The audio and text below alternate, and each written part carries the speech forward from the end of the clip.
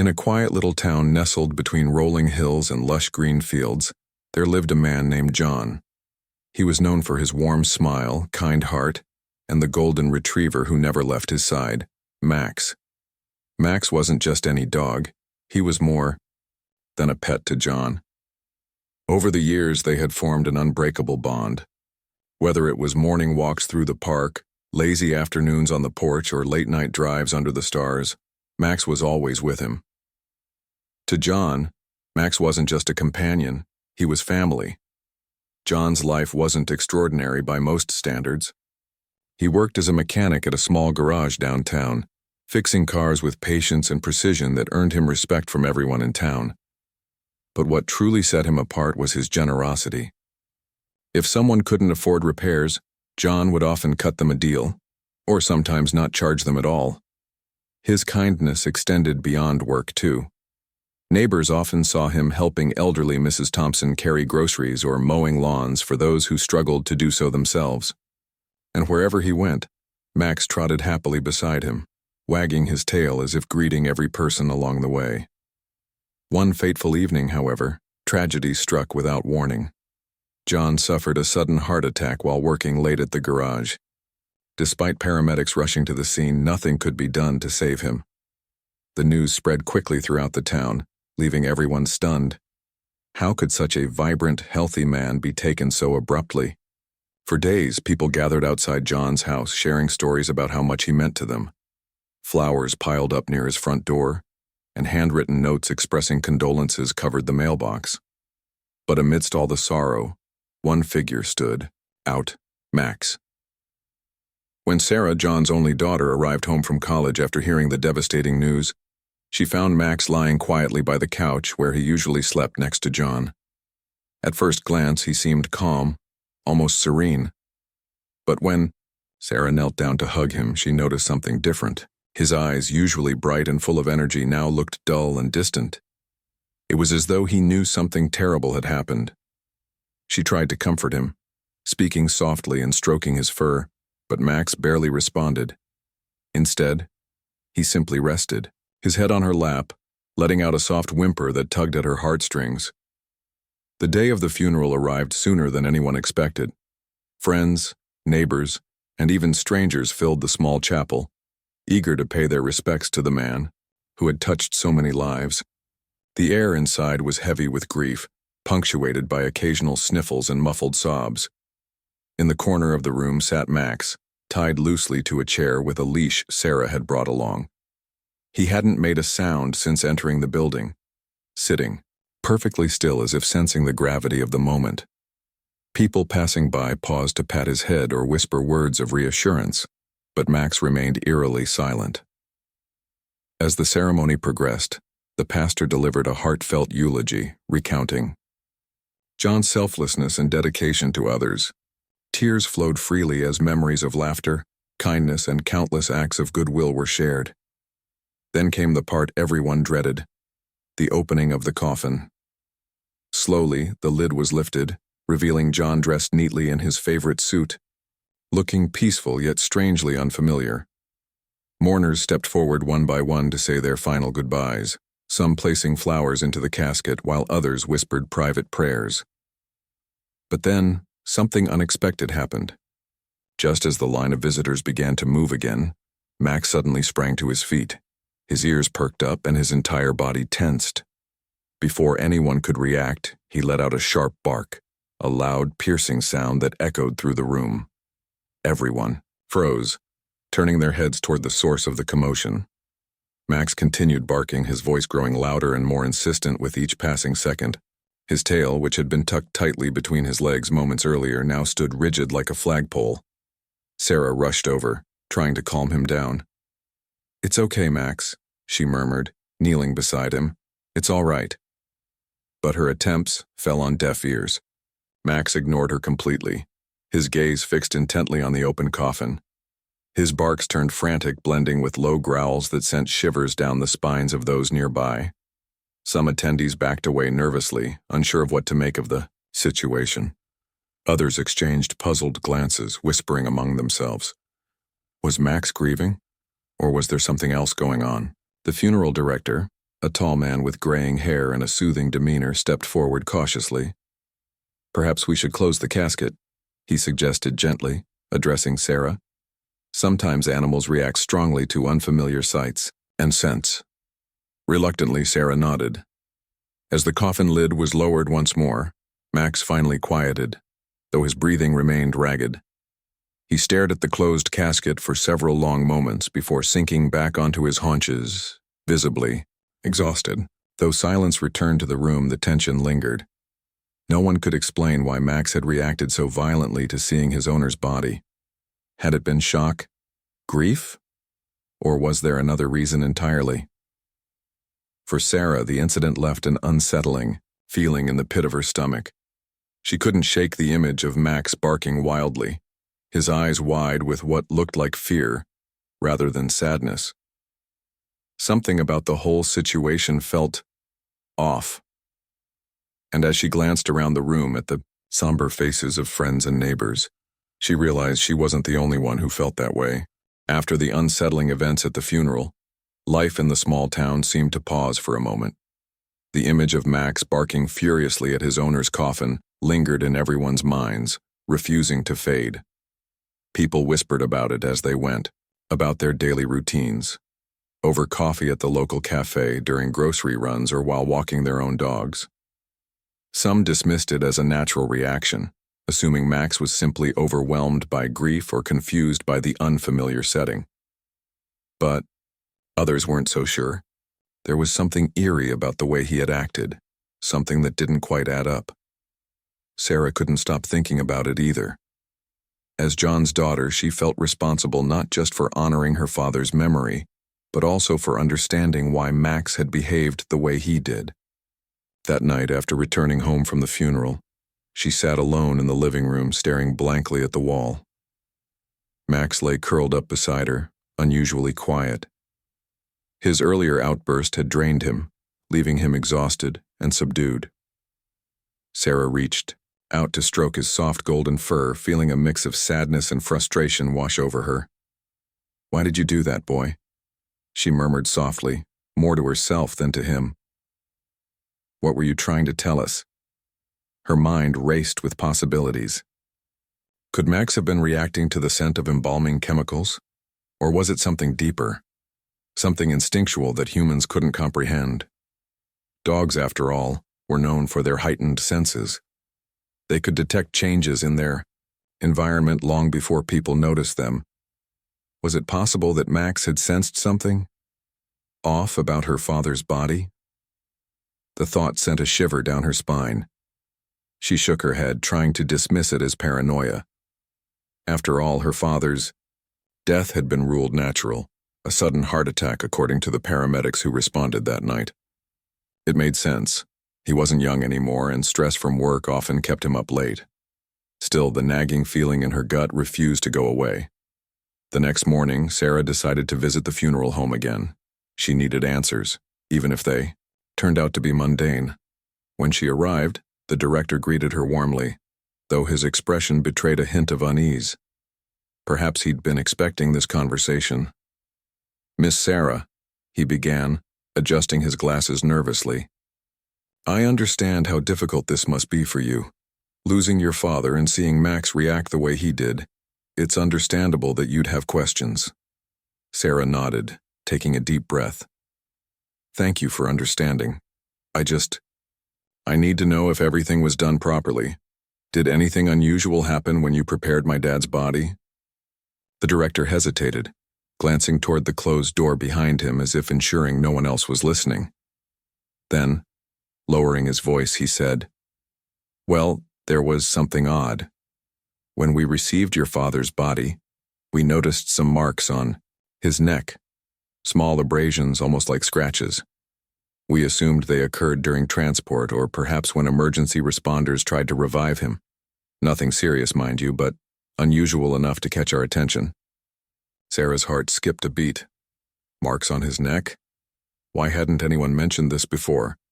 She forced herself to stay calm, asking, "Did you document these marks? Take photos or anything?" The director shook his head apologetically. "No, we didn't think it necessary at the time." Like I said, we figured it was nothing significant. But now that you're asking, he trailed off, clearly uncomfortable. Sarah thanked him for his honesty and left the funeral home with more questions than answers. On the drive back home, her thoughts swirled uncontrollably. What could those marks mean? Were they truly accidental, as the director suggested? Or was there another explanation, one that no one wanted to consider? When she got home, she found Max lying on the porch, staring intently at the horizon. He looked up briefly when she approached, but quickly returned his gaze to the distance. It was almost as if he were waiting for something or someone. Sarah knelt beside him, resting a hand on his back. "You know something, don't you, boy?" she whispered. Though he didn't respond, his steady breathing seemed to echo her words. Determined to dig deeper, Sarah spent the rest of the day visiting neighbors and friends, hoping to piece together any clues about her father's final days. Most conversations yielded little more than condolences and fond memories, but one detail stood out. Mrs. Thompson, the elderly woman who lived 2 doors down, mentioned seeing John arguing heatedly with someone outside his house the night before his death. "I couldn't hear what they were saying," Mrs. Thompson admitted, clutching her cane tightly. "But it looked serious. Whoever it was, they seemed angry, angrier than I've ever seen your father, and then suddenly they both went inside. That was the last time I saw him." Sarah's stomach churned at the revelation. An argument? With whom? Her father rarely raised his voice, let alone argued with anyone. Who could have provoked such a reaction? She pressed Mrs. Thompson for details, but the elderly woman couldn't provide a clear description of the mysterious visitor. All she remembered was that the person wore dark clothing and kept their face partially hidden. Back at home, Sarah pored over old photographs and documents, searching for anything that might shed light on her father's recent activities. In the corner of his study, she discovered a stack of papers tucked inside a drawer. Among them was a crumpled note written in her father's hurried handwriting. "They know I'm onto them." The cryptic message sent chills down her spine. Who was they? And what exactly had her father uncovered? As the sun dipped below the horizon, casting long shadows across the room, Sarah realized she was grasping at straws. Yet the pieces of the puzzle, Max's strange behavior, the marks on her father's neck, the mysterious argument, and the ominous note, all pointed toward one chilling possibility. Her father's death might not have been an accident. That evening, as she sat cross-legged on the floor surrounded by scattered papers, Max padded into the room and settled beside her. For the first time since the funeral, he rested his head on her knee, his eyes meeting hers with an intensity that took her breath away. It was as if he were silently urging her to keep going, to find the truth no matter how painful it might. And so, with renewed determination, Sarah vowed to uncover what really happened to her father.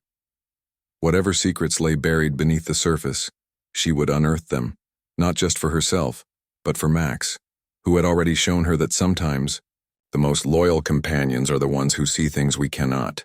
The next morning, Sarah woke up with a sense of purpose she hadn't felt in days. Her mind was buzzing with questions, theories, and possibilities. The note her father had scribbled, "They know I'm onto them," kept replaying in her head, like a broken record. What could it mean? Who were they? And what exactly had her father discovered that might have led to his untimely death? She knew one thing for certain: she couldn't let this go. If there was even the slightest chance that her father's passing wasn't natural, she owed it to him and to herself to find out the truth. Max seemed to sense her resolve. As Sarah got dressed and prepared for the day, he followed her around the house, his tail wagging slightly more than usual. It was almost as if he understood that something important was about to happen. When she knelt down to clip his leash onto his collar, he gave her an enthusiastic lick on the hand as though encouraging her forward. Together they stepped outside into the crisp morning air, ready to tackle whatever lay ahead.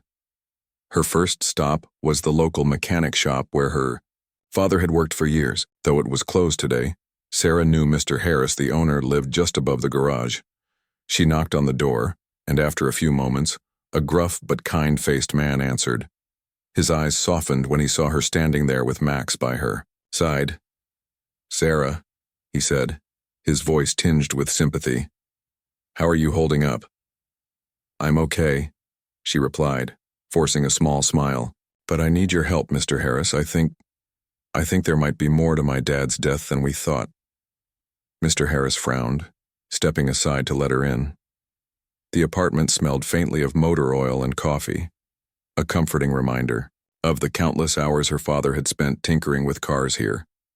Once seated at the kitchen table, Sarah explained everything: the strange marks on her father's neck, the cryptic note, Mrs. Thompson's account of the heated argument, and Max's unsettling reaction at the funeral. At first, Mr. Harris listened silently, his brow furrowed in deep concentration. But when she mentioned the argument, he leaned forward abruptly. "Wait a minute," he said, his tone sharp with urgency. "Your dad did mention something odd to me a couple of weeks ago. He said someone had been snooping around the shop late, at night, rifling through files and messing with some of the equipment. At the time, I figured it was just kids causing trouble, but John didn't seem convinced. He started acting paranoid, locking things up tighter than ever before." Sarah's heart raced. "Did he say who he thought it might be?" Mr. Harris hesitated, rubbing the back of his neck. "He never came right out and accused anyone, but I got the feeling he suspected someone close to us, someone who knew the ins and outs of the business. Do you have any idea who that could be?" Sarah pressed, her voice trembling slightly. Mr. Harris sighed heavily. "There's only one person I can think of, Richard Cole. He used to work here with your dad until we had to let him go last year. Things got messy between them. Richard accused John of sabotaging his reputation, saying he'd made it impossible for him to find another job in town. Honestly, I thought it was all talk, but now..." The name sent a jolt through Sarah. Richard Cole. She vaguely remembered him. A tall, wiry man with sharp features and a temper to match. He'd always rubbed her the wrong way whenever she'd visited the shop as a child, but she'd never imagined he could be involved in something sinister. Still, the timing fit too perfectly to ignore. After leaving Mr. Harris's place, Sarah decided to pay Richard a visit. She wasn't sure what she hoped to accomplish, but she couldn't shake the feeling that confronting him directly might reveal something useful. Max trotted faithfully beside her as they walked toward Richard's modest home on the outskirts of town. The house looked unkempt, with overgrown bushes lining the driveway and peeling paint on the front door. Sarah took a deep breath and knocked, firmly. A few seconds later, the door creaked open, revealing Richard himself. His expression darkened when he saw her standing there. "What do you want?" he asked gruffly, folding his arms across his chest.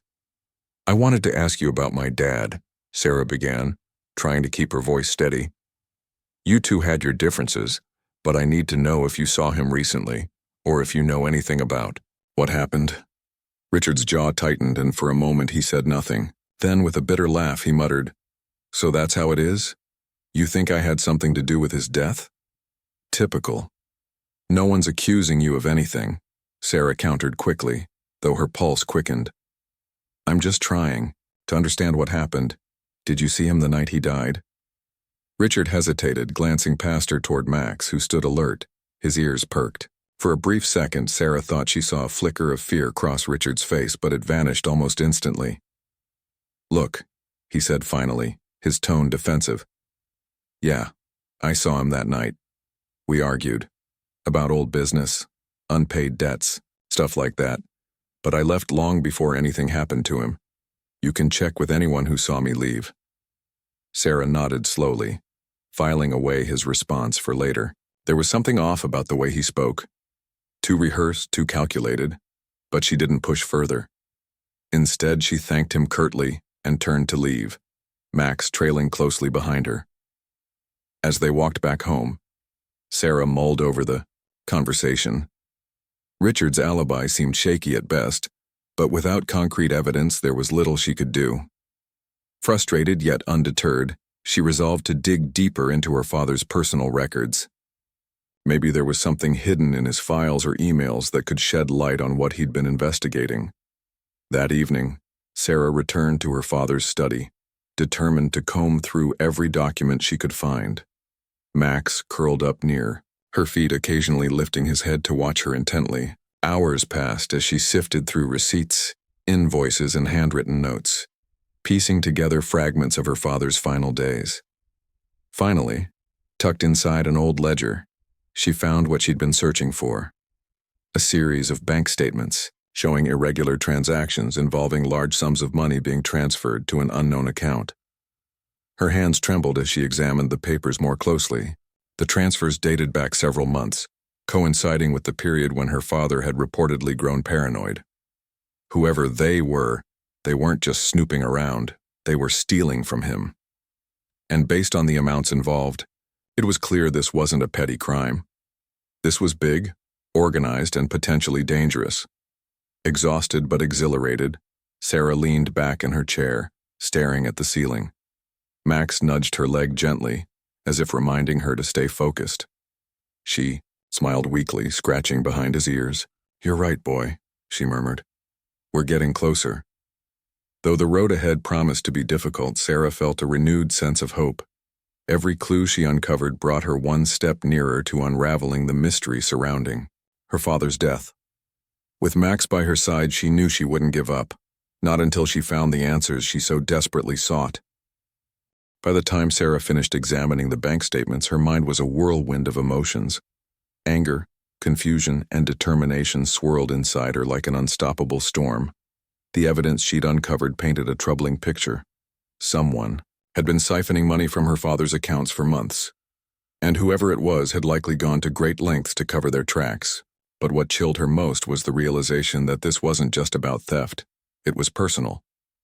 Whoever they had targeted her father deliberately, exploiting his trust and loyalty. And now Sarah couldn't help but wonder if those irregular transactions were connected to his death. Max seemed to sense her unease. As she sat at the desk, staring blankly at the papers spread out before her, he rested his head on her lap, his warm presence offering quiet comfort. She absent-mindedly stroked his fur, drawing strength from his unwavering companionship. "You're right, Max," she whispered softly. "We can't stop here. Not yet." With renewed resolve, Sarah decided to take the next step, contacting the authorities. While she knew filing a report wouldn't magically solve everything, it was a necessary move. If nothing else, it would force investigators to take a closer look at her father's case, and perhaps reopen it as something more than a simple heart attack. The following morning, Sarah gathered all the documents she'd found, the bank statements, the cryptic note, and even notes from her conversations with Mr. Harris and Mrs. Thompson, and headed to the local police station. Max stayed behind this time. She didn't want to overwhelm him or risk leaving him alone in such a stressful environment. As she walked through the doors of the small, dimly lit building, she felt a mix of nerves and anticipation bubbling in her chest. Detective Miller, a middle-aged man with graying hair and a no-nonsense demeanor, greeted her politely but skeptically. He listened intently as she laid out her suspicions, occasionally jotting down notes or asking clarifying questions. When she mentioned the bank transfers and the argument witnessed by Mrs. Thompson, his expression shifted ever so slightly, from dismissive curiosity to cautious interest. "These are serious claims, miss," Detective Miller said finally, leaning back in his chair. "If what you're saying is true, then we'll need to conduct a thorough investigation. That includes reviewing your father's medical records, interviewing potential witnesses, and possibly exhuming the body for further examination." Sarah swallowed hard at the word exhumation. It sounded cold and clinical, almost disrespectful. But deep down, she knew it was the only way to uncover the truth. "I understand," she replied firmly. "Whatever it takes." Over the next few days, Sarah waited anxiously for updates. She spent her time caring for Max, taking long walks around town and replaying every detail of her father's final weeks in her mind. Each day felt like an eternity, but slowly, progress began to unfold. Detective Miller informed her that they had secured a court order to exhume John's body, citing the suspicious circumstances surrounding his death. An autopsy would be performed to determine whether foul play was involved. When the results came back, Sarah received a call summoning her to the police station. Her heart pounded as she entered the familiar room where Detective Miller awaited her. His face was grim, and the folder in front of him looked heavier than it should have. "Miss," he began, his tone measured but grave. "The autopsy revealed traces of potassium chloride in your father's system." Sarah blinked, startled. "Potassium chloride? What does that mean?" "It's a chemical compound commonly used in lethal injections," Detective Miller explained. "In high doses, it can cause cardiac arrest. Based on our findings, it appears your father was poisoned." The words hit her like a freight train. Poisoned. Someone had intentionally killed him. Tears welled up in her eyes, but she forced herself to stay composed. "Do you know who did it?" she asked, her voice trembling despite her best efforts. Detective Miller hesitated, flipping through the pages in the folder. "We're still investigating, but given the evidence, including the financial discrepancies and the eyewitness account of the argument, we believe Richard Cole may be involved. We've brought him in for questioning." Richard Cole. Hearing his name again sent a wave of anger coursing through Sarah. Though she hadn't wanted to believe he could be capable of murder, the pieces fit too perfectly. His bitter feud with her father, his evasive behavior during their earlier conversation, and now the discovery of foul play. It all pointed toward him. Later that evening, Sarah returned home to find Max waiting patiently by the door. His tail wagged weakly when he saw her, but there was a sadness in his eyes that mirrored her own. She knelt down to hug him tightly, burying her face in his soft fur. "They know, Max," she murmured. "They know Daddy didn't die naturally." As the reality of the situation sank in, Sarah allowed herself a moment of grief. Her father, a kind, generous man who had spent his life helping others, had been betrayed and murdered. The thought was unbearable, yet it fueled her determination to see justice served. Max licked her hand gently as if reminding her that she wasn't alone. Together, they had already come so far in uncovering the truth. Now, they just needed to see it through to the end. That night, Sarah lay awake in bed, staring at the ceiling. Despite the exhaustion weighing heavily on her body, her mind refused to rest. She replayed the events of the past few days over and over again, piecing together the timeline of her father's final moments. One thing became increasingly clear. Max's reaction at the funeral hadn't been random or coincidental. Somehow he had known, or sensed, that something was wrong. Whether it was the lingering scent of chemicals, changes in her father's body, or some other instinctual cue, Max had tried to warn everyone present, and though no one had understood it at the time, his barking had ultimately led them to the truth. The next morning, Sarah woke up with a newfound clarity. While the road ahead promised to be difficult, she felt a strange sense of peace knowing that her father's death wouldn't go unpunished. With Max by her side, she vowed to see the case through to its conclusion, not just for herself but for the man who had loved her unconditionally, and the dog who had never stopped watching over him. The days following the autopsy results were a blur of activity for Sarah. The police had officially reopened her father's case as a homicide investigation, and Richard Cole was now their prime suspect. Detectives combed through his financial records, interviewed colleagues and acquaintances, and searched his home for any evidence that might connect him to the crime. Meanwhile, Sarah found herself caught in a whirlwind of emotions: anger, grief, and a growing sense of vindication as pieces of the puzzle began falling into place. Max remained her constant companion throughout it all. Whether she was pacing the living room late at night or sitting quietly on the porch during the day, he stayed close by her side, offering silent support. His presence reminded her that she wasn't alone in this fight, and somehow, it gave her strength to keep going. One afternoon, Detective Miller called Sarah with an update. They had discovered something significant during their search of Richard's house: a receipt for potassium chloride purchased under a fake name just days before John's death. It wasn't definitive proof, but it was enough to bring Richard in for formal questioning. Sarah felt a mix of relief and dread as she listened to the detective explain the situation. Relief because they were finally closing in on answers. Dread, because confronting the truth meant facing the harsh reality of what had happened to her father.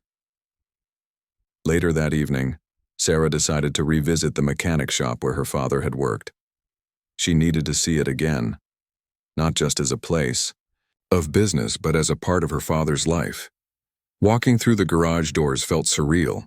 The air smelled faintly of oil and rubber, just like it always had, but without her father there, it felt eerily empty. Mr. Harris greeted her warmly, his expression tinged with sadness. "I heard about the investigation," he said, shaking his head.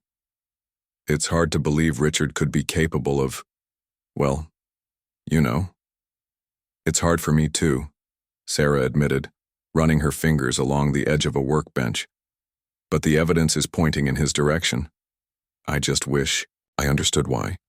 Why would he do this to my dad?" Mr. Harris sighed heavily, leaning against a nearby car lift. "Richard was always ambitious but reckless. When we let him go last year, he blamed John for ruining his career, said your dad had spread rumors about him being unreliable. Honestly, I thought it was just sour grapes, but maybe he held on to that resentment longer than anyone realized." As they talked, Sarah noticed something unusual tucked beneath one of the toolboxes, a crumpled piece of paper sticking out slightly. Curious, she bent down to retrieve it. Unfolding the note, she saw it was written in her father's familiar scrawl, "Follow the money trail." Her breath caught in her throat. This must have been another clue her father left behind, a hint that whoever was stealing from him was also tied to larger, more sinister dealings. Sarah showed the note to Mr. Harris, who frowned deeply. "Your dad mentioned something about dirty money once," he recalled. "He said someone was using the shop as a front for laundering cash. At the time, I thought he was overstressed and imagining things. But now it made perfect sense. Someone hadn't just been stealing from John. They'd been using his business to cover up illegal activities. And when he started digging deeper, they silenced him permanently.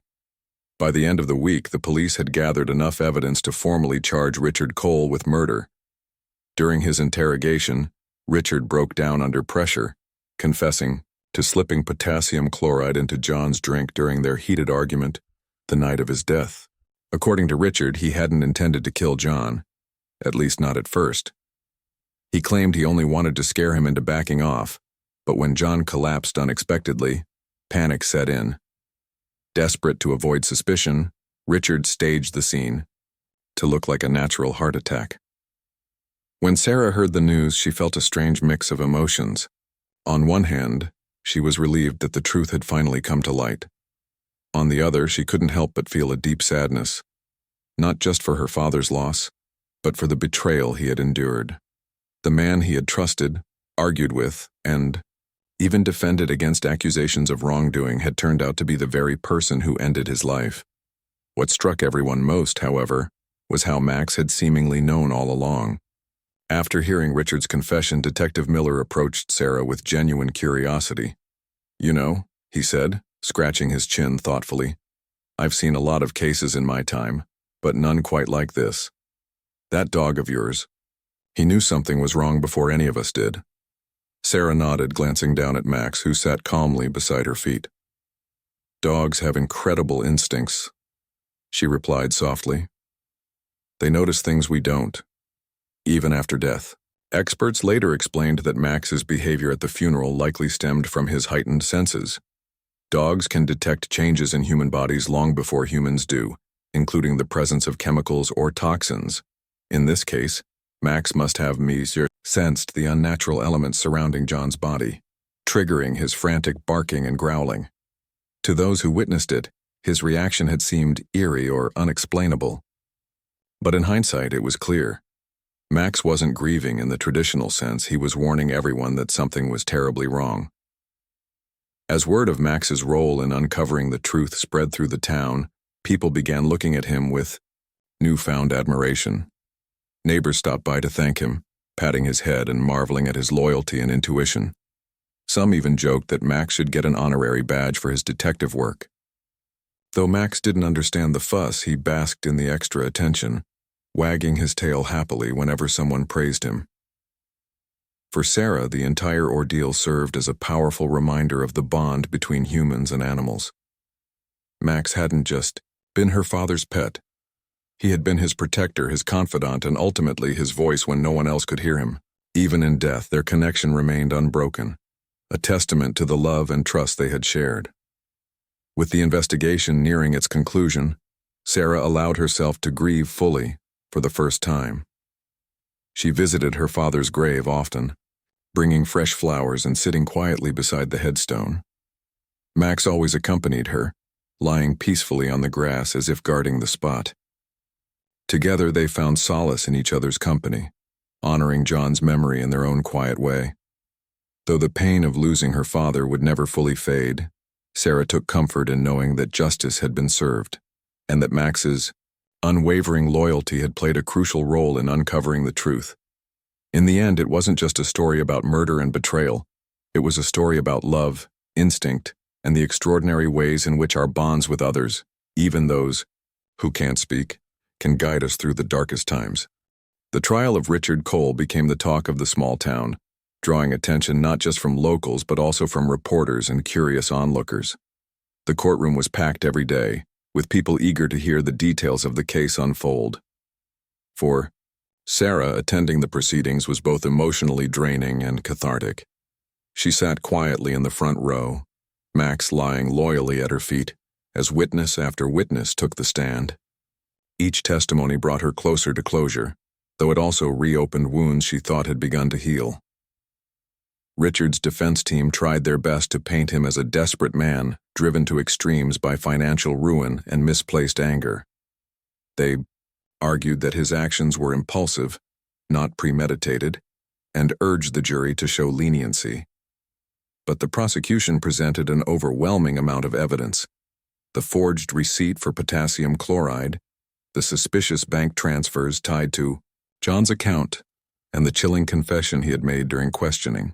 By the time closing arguments rolled around, there was little doubt in anyone's mind about what the verdict would be.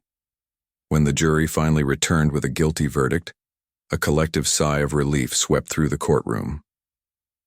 Richard was sentenced to life in prison without the possibility of parole, a decision that brought a measure of justice to those who had loved and respected John. As the gavel struck the bench, signaling the end of the trial, Sarah felt tears welling up. In her eyes, they weren't tears of sadness this time, but of gratitude for her father's memory, for Max's unwavering loyalty, and for the community that had rallied around her throughout the ordeal. After the trial, life in the town slowly began to return to normal. People resumed their daily routines, but the shadow of John's death lingered in subtle ways. Conversations over coffee often turned to reflections on kindness, trust, and the fragility of life. Neighbors checked in on one another more frequently, determined to honor John's legacy of generosity and compassion. And whenever someone mentioned Max, they did so with admiration, calling him a hero in his own right. For Sarah, moving forward meant finding a new rhythm to her days. Without her father's presence, the house felt emptier than ever, but Max filled the silence with his constant companionship. He seemed to sense when she needed comfort, curling up beside her on the couch or nudging her hand with his nose until she smiled. Their bond had grown stronger through everything they'd been through together, and Sarah knew she owed him more than words could express. One sunny afternoon, Sarah decided to take Max back to the mechanic shop where her father had spent so much of his life. The building still smelled faintly of oil and rubber, but now it carried a bittersweet nostalgia. Mr. Harris greeted them warmly, offering Sarah a cup of coffee as they sat down in the office. "You've been through so much," he said, shaking his head in admiration. "Your dad would be proud of how you handled all this." "I hope so," Sarah replied softly, stroking Max's fur. "But I couldn't have done it without him." She nodded toward Max, who wagged his tail lazily at the mention of his name. "Mr. Harris chuckled. "That dog's got a sixth sense, doesn't he? If it weren't for him, we might never have known the truth." Their conversation drifted to lighter topics, memories of John's quirks and kindnesses, funny stories from the shop, and plans for its future. Though the business had struggled in John's absence, Mr. Harris assured Sarah that he intended to keep it running as a tribute to his friend. "This place was your dad's pride and joy," he said. "It only feels right to carry on his work." As they talked, Sarah realized something important. Her father's legacy wasn't defined by how he died. It was shaped by how he lived. His selflessness, his dedication to helping others, and his love for his family and friends were the things that truly mattered. Even in death, his spirit continued to inspire those around him. In the weeks that followed, Sarah threw herself into preserving her father's memory. She organized a memorial fund in his name, donating proceeds to local charities and scholarships for aspiring mechanics. The response was overwhelming. Donations poured in from across the town, and soon the fund grew large enough to make a real impact. Sarah also started volunteering at the animal shelter, inspired by Max's role in uncovering the truth. She hoped to give other dogs a second chance at happiness just as Max had given her. Max adapted to the changes with his usual grace. He accompanied Sarah everywhere, to meetings, fundraisers, and even weekend hikes in the hills where she and her father used to walk. Strangers often stopped her to compliment him, marveling at his calm demeanor and piercing gaze. Some asked if he was trained as a therapy dog, others simply remarked on how lucky she was to have such a loyal companion. Every time someone praised Max, Sarah felt a swell of pride, not just for him but for the incredible journey they'd shared. One evening, as the sun dipped below the horizon, casting golden light across the fields, Sarah and Max sat together on the porch. The air was cool and crisp, carrying the faint scent of autumn leaves. Max rested his head on her lap, his breathing steady and content. Sarah looked down at him, smiling softly. "You know, boy," she said, scratching behind his ears, "you're more than just a dog to me. You're my partner, my protector, and my best friend. I don't know what I'd do without you." Max let out a soft bark, as if agreeing with her words. His tail thumped against the wooden planks of the porch, a rhythmic reminder of the unspoken connection they shared. As night fell and the stars began to twinkle overhead, Sarah reflected on everything that had happened. Her father's death had been a tragedy, yes, but it had also taught her valuable lessons about resilience, courage, and the power of unconditional love. Through Max's instincts, she had discovered the truth. Through her own determination, she had sought justice. And through the support of her community, she had found a way to heal. Life would never be the same without her father, but Sarah knew he would want her to keep living fully and loving deeply. With Max by her side, she felt ready to face whatever challenges lay ahead. Together, they proved that even in the darkest moments, love and loyalty endure, and sometimes the most unexpected heroes are the ones closest to us. And so, as the seasons changed and years passed, Sarah and Max continued to honor John's memory in their own quiet way. Whether it was through acts of kindness, moments of reflection, or simply enjoying each other's company, they kept his spirit alive. In doing so, they reminded everyone who crossed their path that true bonds, between humans, between animals, and between hearts, can withstand even the greatest storms.